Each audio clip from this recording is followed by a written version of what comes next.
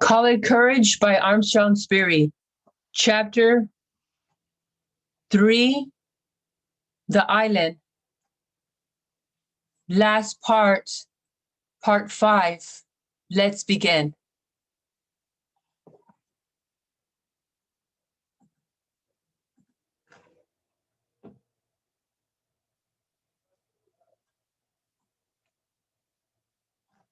But each day he resolved he would climb to the high plateau, his lookout to the southwest. Someday the eaters of men would come back.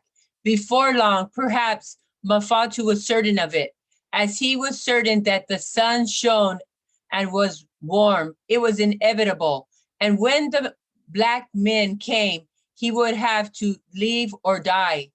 The boy looked fondly at the Manitou tree that he had marked already for his canoe. Tomorrow I shall start work upon it, he promised. And what a canoe I shall build, deep and strong but light, an outrigger as swift and powerful as a shark's tail.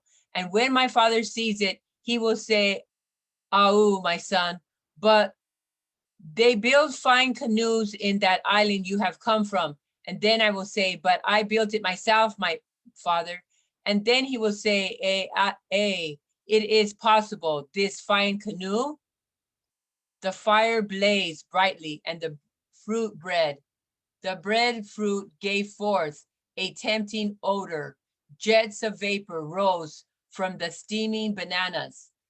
Yuri snuggled down at his master's side, and Mafatu hugged the dog close.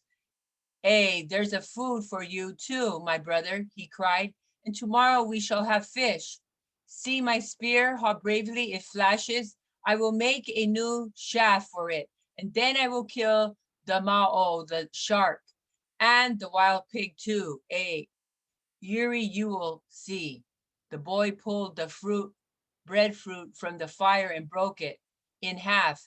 Its white, flaky meat was packed with sustenance, a little like bread in taste, a trifle little potato, better than either. The boy gave half of it to Yuri.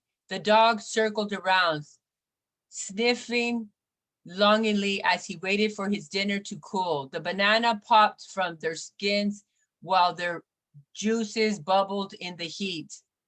Deftly, Mafatu slid them out of the fire, transferred them to a broad leaf that served as a plate. Then, unmindful of burned fingers, he fell upon the hot food. He was famished. It seemed that he had never been so hungry in his whole life, and for a time there was only the sound of his greedy munching. Never had food taste so good. He ate and ate until his stomach could hold no more. Then a great weariness stole through his limbs. With a sigh of deep content, he sank back upon the cool sand and closed his eyes. Yuri snuggled close, warm and friendly against his side. Overhead, the plaited fronds of the palms formed a snug shelter. Someday, the boy thought drowsily, I will make my roof watertight, but not yet. The tide was running out of the lagoon with the sunset in a whimpering hum of sound, like the reassuring hush of a mother to her child. Mafatu lay there under his lean-to, relaxed in every nerve. He had fire, food, shelter. He had faced Moana, the sea god. He had dared the sacred moray of the eaters of men to win his spear. There was a new found confidence singing in his heart. He had found a new belief in himself. At peace with himself and his world, he slept.